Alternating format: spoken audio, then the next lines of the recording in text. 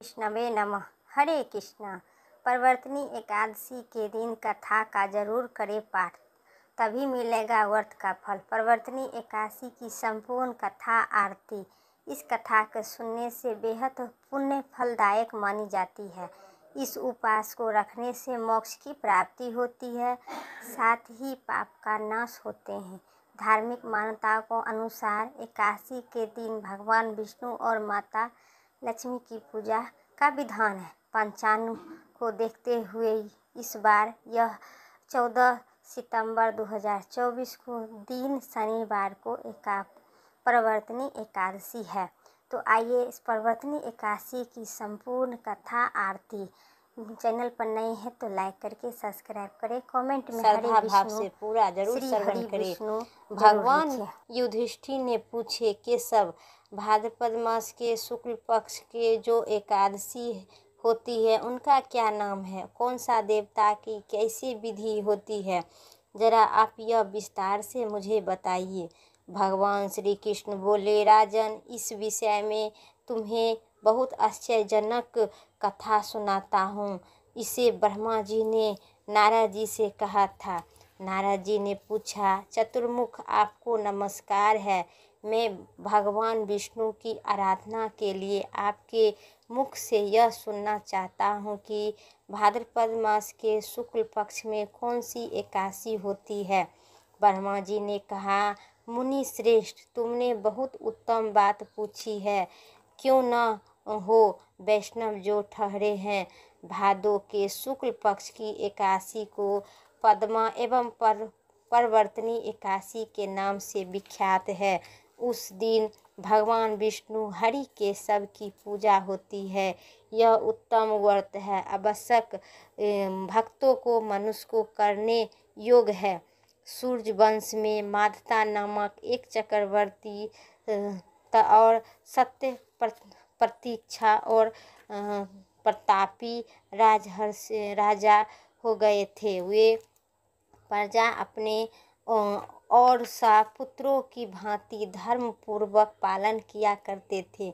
उनके राज्य में अकाल नहीं पड़ता था, मानसिक चिंता नहीं मनुष्य के सताते थे नहीं, और अपराधियों का प्रकोप भी नहीं था।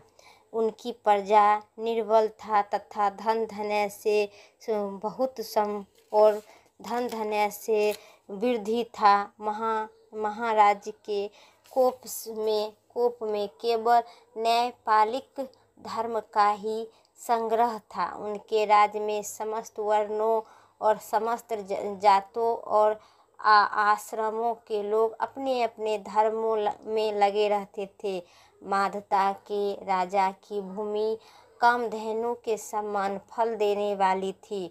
उनके राज्य में करते समय प्रजा को बहुत सुख का प्राप्त होता था, लेकिन एक समय कर्म का भोगने प्रातः होने पर राजा के राज्य में 3 वर्ष तक वर्षा नहीं हुई, जिससे उनकी प्रजा भूख से पीड़ित हो नष्ट होने लगी। तब संपूर्ण प्रजाओं को महाराजा के पास आकर इसे कारण कहा। प्रजा बोली, हे सर्वश्रेष्ठ, आपको प्रजा की बात सुननी चाहिए। पुराणों में मानसी पुरुष ने जल को नारा कहा था। यह नारा ही भगवान का आयन है, निवास स्थान है, इसलिए वे नारायण कहते हैं। हे नारायण स्वरूप भगवान विष्णु का सर्वश्रेष्ठ व्याकुल रूप में विराजमान है। हे मेघ स्वरूप होकर वर्षा देते हैं। वर्षा में आनंद पैदा होता है और आनंद से प्रजा का जीवन धारण करती है। निबुंध श्रेष्ठ, इस समय आनंद के बिना प्रजा नाश हो रहा है, अतः ऐसा कोई उपाय कीजिए जिससे हमारे युग श्रेष्ठ का निवारण हो। राजा ने कहा, आप लोगों का कथन अनुसार क्यों न अन्य को ब्रह्मा कहा गया है। अन्य से प्राणी उत्पन्न होते हैं, अन्य से ही जगत जीवन धारण होता है। लोक में बहुधाय ऐसा सुना जाता है तथा जीवन धारण करते हुए पुराणों में विस्तार के साथ ऐसा वर्णन किया है कि राजा के अत्याचारों से प्रजा पीड़ित होते हैं, किंतु जब मैं बुद्धि से विचार करता हूँ तो मुझे अपना किया हुआ कोई अपराध नहीं दिखाई देता है और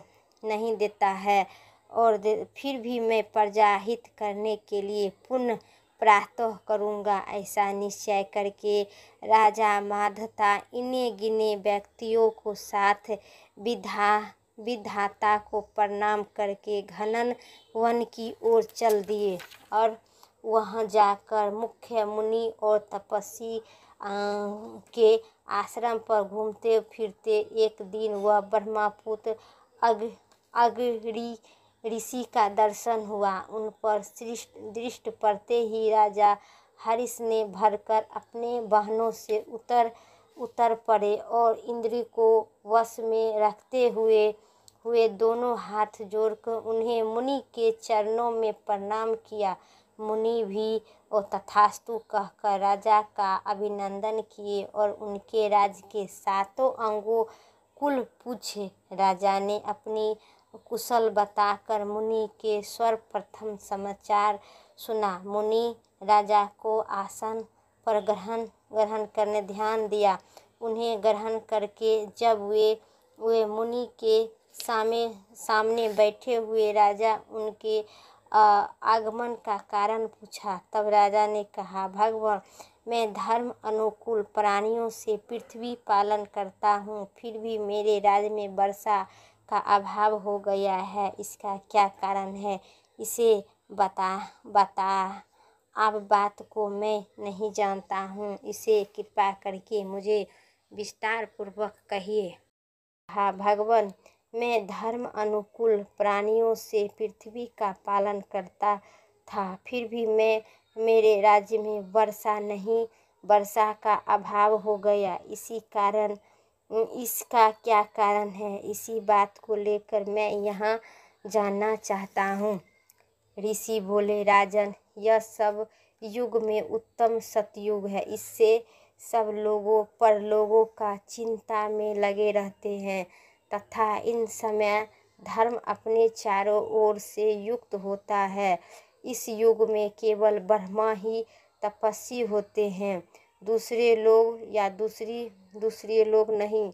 किंतु तो महाराजा, तुम्हारे राज्य में एक शूद्र तपस्या करता है, इसी कारण मेघ बारिश पानी नहीं बरसता है। तुम इसके प्रतिकरण कोई संकल्प उठाओ जिससे यह तपस्या भंग हो, दोष सख्त कर जाओ।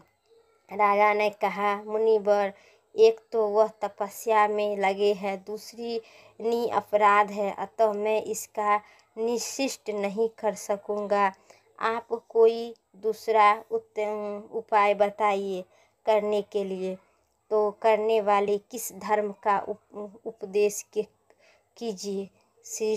मुनि श्रेष्ठ बोले, राजन, यदि ऐसी बात है तो एकादशी का व्रत करो। भाद्रपद मास के एवं भादो मास के शुक्ल पक्ष की परिवर्तनी एकादशी, जो पद्मा एकादशी का विख्यात है होती है, उनके व्रत के प्रभाव से निश्चय ही उत्तम वर्षा होगी। नरेश, तुम अपनी प्रजा और परिजनों के साथ इसका व्रत करो। मुनि श्रेष्ठ यह वचन सुनकर यह अपने घर राजा लौट गया। उन्होंने चारों ओर वर्णों समस्त प्रजातियों के साथ भाद्रपद मास के शुक्ल पक्ष की परिवर्तनी एकादशी का व्रत किया। इसी कारण इस व्रत को करने से मेघ पानी वर्षा बरसने लगे, पृथ्वी पर जल से चारों ओर जलाशय हो गई और हरी भरी खेती सुशोभित होने लगी। उस व्रत के प्रभावों से तब लोग सुखी हो गए। भगवान श्री कृष्ण कहते हैं, हे राजन, इसी कारण इस उत्तम व्रत का अनुष्ठान आवश्यक ही करनी चाहिए। पद्मा एवं परिवर्तनी एकादशी के दिन जल से भरे हुए घड़े को वस्त्र से ढककर दही और चावल के साथ ब्राह्मणों को दान देनी चाहिए। साथ ही छाता और जूता भी देनी चाहिए। दान करते समय निम्नलिखित मंत्र का उच्चारण जरूर करें। मंत्र के उच्चारण: ओम नमो गोविंदे वासुदेवाय नमः, ओम नमो भगवते वासुदेवाय नमः। यही मंत्र के 5 बार उच्चारण करते हुए बुधवार और सावन नक्षत्र के योग से युक्त द्वादशी दिन बुध सावन नामक धारण करने वाले भगवान गोविंद आपको नमस्कार है। मेरी पाप राशि नाश करने आप मुझे सब प्रकार से सुख प्रदान करें और आप पुनः प्रजाजनों को भोग और मोक्ष प्रदान करने वाली तथा सुखदायक है। हे राजन, आपको नमस्कार है। इस व्रत को करने से और इस कथा को पढ़ने और सुनने से भक्तों को सभी प्रकार को सब पापों से मुक्त होकर और मोक्ष की प्राप्ति होती है। प्रेम से बोलिए सियावर विष्णु भगवान की जय, सियावर भोले बाबा की जय। मेरा कथा यहीं तक था। कथा अच्छी लगी तो वीडियो को लाइक करें, चैनल पर नए हैं तो सब्सक्राइब करें और फिर कमेंट करें। और सुनिए अब आरती करें। जब आरती सुन लीजिएगा और साथ साथ आरती कीजिएगा तभी कथा सुनने का फल की प्राप्ति होगी। कोई भी कथा के बाद आरती जरूर सुने। तो बोलिए प्रेम से विष्णु भगवान की जय। ओम जय जगदीश हरे, स्वामी जय जगदीश हरे। भक्त जनों के संकट क्षण में दूरी करे। ओम जय जगदीश हरे। जो धावे फल पावे, सुख निर्मन से का।